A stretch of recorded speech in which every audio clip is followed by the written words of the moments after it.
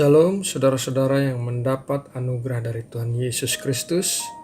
Salam penuh kasih, damai sejahtera dan sukacita. Di kesempatan ini saya juga ingin mengucapkan selamat datang dan selamat bergabung bagi yang baru pertama kali menonton renungan di channel ini. Tuhan Yesus memberkati. Mari saudaraku, kita berdoa untuk memulai renungan ini.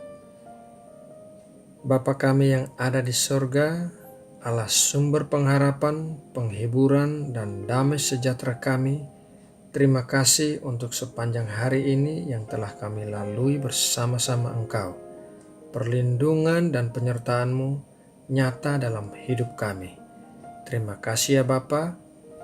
Malam hari ini sebelum kami beristirahat, kami mau meluangkan waktu bersama-Mu, duduk diam di kaki-Mu dan mendengarkan firman-Mu. Berbicaralah ya Bapa, kami mau diberkati dengan makanan rohani bagi roh dan jiwa kami. Dalam nama Tuhan Yesus Kristus, kami berdoa dan mengucap syukur. Amin. Saudaraku, ayat Alkitab untuk renungan malam ini diambil dari Filipi 2 ayat 19 sampai 24. Demikian tertulis. Tetapi dalam Tuhan Yesus, kuharap segera mengirimkan Timotius kepadamu, supaya tenang juga hatiku oleh kabar tentang hal ihwalmu, karena tak ada seorang padaku yang sehati dan sepikir dengan aku, dan yang begitu bersungguh-sungguh memperhatikan kepentinganmu. Sebab semuanya mencari kepentingannya sendiri, bukan kepentingan Kristus Yesus.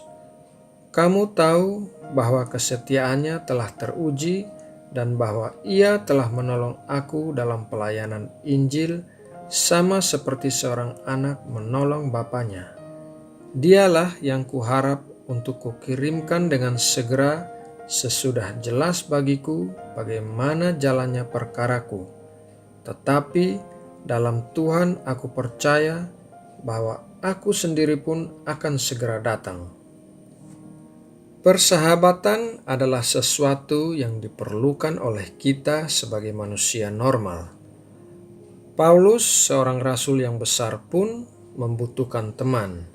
Karena ia sering sakit, ia memerlukan dokter Lukas. Karena tenaganya terbatas dan tidak sanggup menanggung beratnya perjalanan kalau harus bepergian jauh seorang diri, ia memerlukan Barnabas dan Silas. Karena kebebasannya yang serba terbatas, ia memerlukan tangan orang-orang lain untuk membawa suratnya ke alamat tujuan. Pada saat-saat tertentu, ia bahkan memerlukan orang lain untuk menuliskan suratnya. Dalam suratnya kepada jemaat di Filipi, Paulus menuliskan dua nama, yaitu Timotius dan Epafroditus. Kedua orang ini memegang peranan yang sangat penting dalam kehidupan Paulus, dan dalam renungan kali ini kita hanya akan melihat kehidupan salah satu sahabat Paulus, yaitu Timotius. Timotius adalah seorang penduduk asli Listra atau Derbe, kota di bagian selatan Asia Kecil yang sekarang disebut Turki. Ia memiliki ibu bernama Eunike, seorang wanita Yahudi dan seorang ayah Yunani. Ketertarikannya pada hal-hal rohani dipengaruhi oleh pihak ibunya, yaitu Eunike dan ibunya Eunike atau nenek Timotius. Sejak Timotius bergabung dengan Paulus dan Lukas, serta menjadi teman seperjalanan dan sepelayanan Paulus, ia menjadi sahabat Paulus. Dari ayat Alkitab yang kita baca pada awal renungan ini, kita bisa mendapati tiga hal yang menarik yang digambarkan Paulus tentang Timotius. Mari kita lihat satu persatu. Yang pertama, cara berpikir mereka sama. Cara pandang Paulus dan Timotius sejajar satu sama lain. Cara Timotius menafsirkan suatu keadaan sama seperti yang akan dilakukan Paulus seandainya Paulus ada di situ. Ketika Paulus mengirim Timotius untuk menyelidiki sesuatu, Paulus bisa mempercayai laporan yang dibuat Timotius. Sehati sepikir bukan berarti mereka mempunyai temperamen yang sama atau bahwa mereka selalu sependapat. Sehati sepikir berarti saling mendukung. Hubungan mereka berjalan serasi. Segala sesuatu mengalir dengan lancar di antara mereka.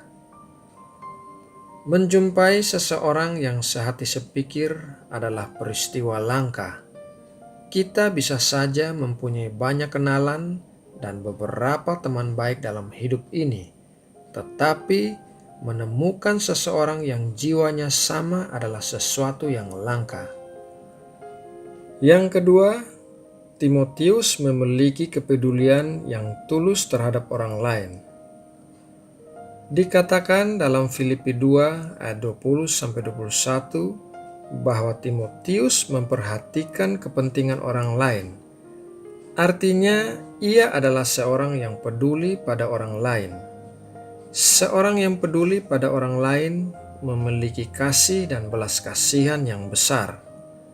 Orang yang memiliki kualitas seperti itu akan disukai orang banyak dan menjadi sahabat yang baik bagi orang lain. Yang ketiga, Timotius mempunyai hati seorang hamba. Paulus juga mengatakan bahwa Timotius telah teruji, artinya berkualitas unggul. Timotius juga menolong Paulus dalam pelayanan Injil seperti seorang anak menolong bapaknya. Untuk bisa melakukan hal itu diperlukan hati seorang hamba. Saudara yang terkasih, demikianlah renungan malam hari ini mengenai Timotius, seorang sahabat Paulus yang memiliki 3 hal yang perlu kita perhatikan apabila kita ingin menjadi seorang sahabat yang baik bagi orang lain. Semoga renungan malam ini memberkati dan menguatkan kita semua. Mari kita berdoa untuk menutup renungan ini. Bapa yang penuh kasih, terima kasih untuk berkat firman-Mu malam hari ini yang mengajarkan kami tentang menjadi sahabat yang baik.